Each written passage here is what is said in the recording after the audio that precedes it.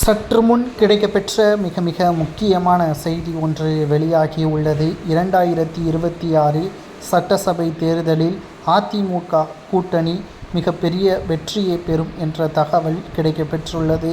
எதிர்க்கட்சி அந்தஸ்தை கூட திமுக இழக்கக்கூடிய நிலைமைக்கு தள்ளப்படும் என்ற தகவலும் சமூக வலைதளங்களில் வைரலாக பரவி வருகிறது.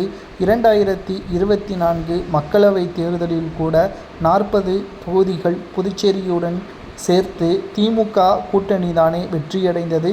பிறகு எப்படி சட்டசபை தேர்தலில் திமுக தோல்வியே பெறும், எப்படி கூறுகிறீர்கள் என்ற சந்தேகமும் கேள்வியும் உங்களுக்கு வரலாம்.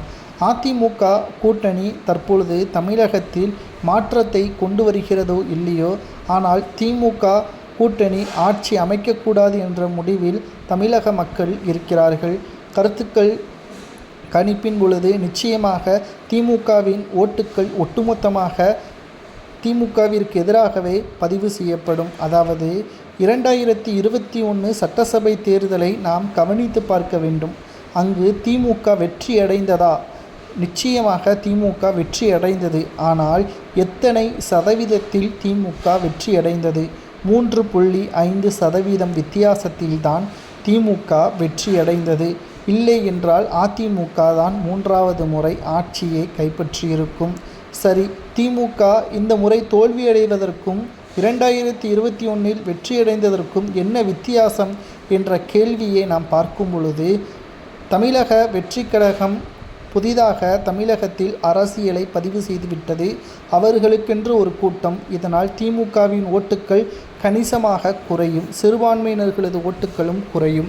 இப்பேற்பட்ட சூழலில் நிச்சயமாக திராவிட முன்னேற்றக் கழகம் தோல்வியை அடையக்கூடிய பட்சத்தில் ஒருபோதும் திமுகவுடன் தாவேகா கூட்டணி வைக்காது.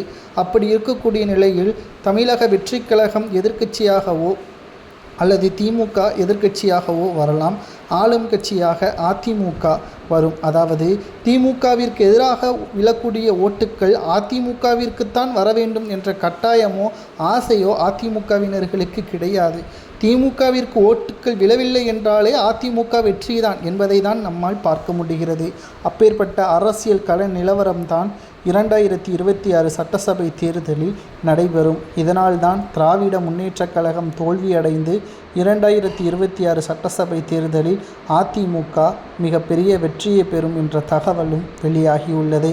அதற்கு பிறகு பாஜகவிற்கு அமைச்சர் பதவிகள் கொடுக்கப்படுமா அல்லது தனி பெரும்பான்மையுடன் அதிமுக ஆட்சியை அமைக்குமா என்பது 2வது கட்ட பேச்சுவார்த்தை தான்.